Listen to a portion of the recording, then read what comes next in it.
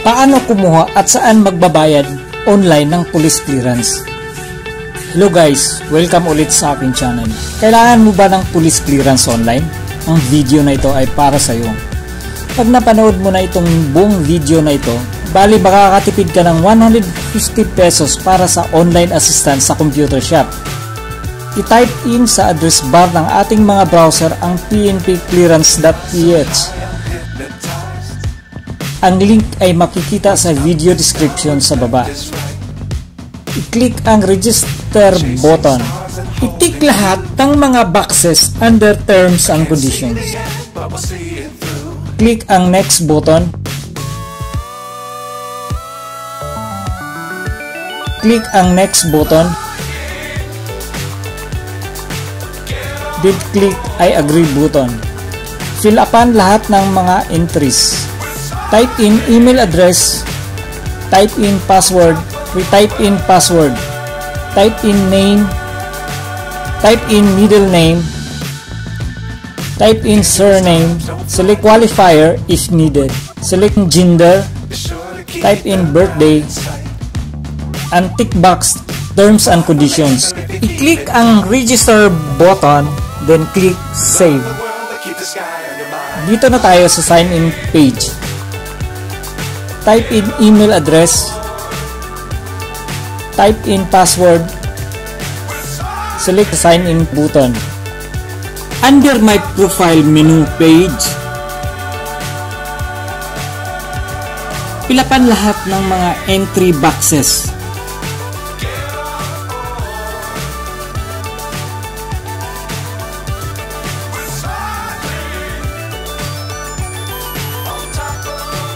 Mahalagang paalala, filapan lahat ang mga entry boxes na may markang asterisk.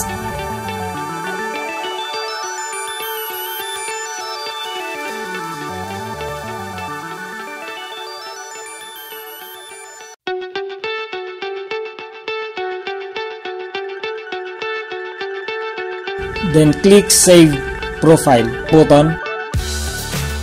Click Clearance Application button. Select purpose.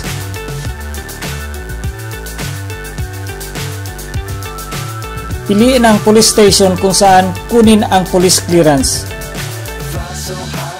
Mamili ng petsa ng appointment kung hapon o umaga. Click ang next button. I-click ang land bank button. Then click next button. Then click Save Appointment. Then click Here to Pay button. Para makapagbayad sa online at hindi sa land bank, sa ilalim ng payment mode, i-click ang arrow down at dito mo makikita ang lahat ng payment channel. Piliin ang cash payment kung magbabayad sa over the counter o sa 7-Eleven. At sa iba pang bayad centers, at GCash naman o iba pang other mobile payment.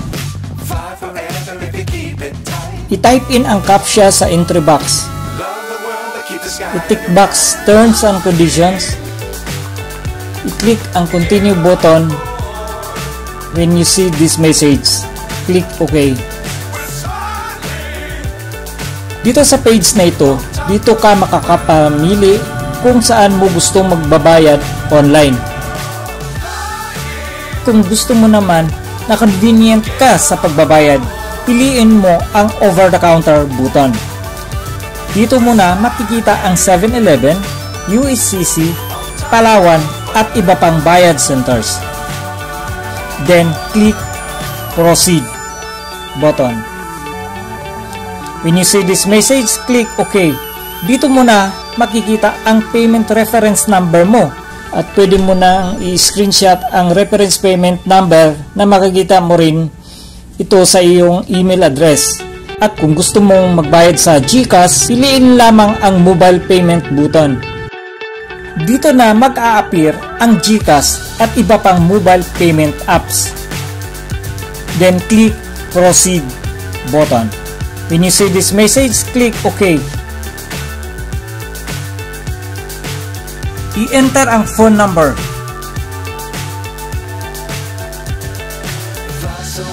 I-enter ang OTP number. I-enter ang PIN number. I-click ang next. I-click ang pay button. Then click proceed button. At pwede mo na i-screenshot ang reference payment number na makikita mo rin ito sa iyong email address.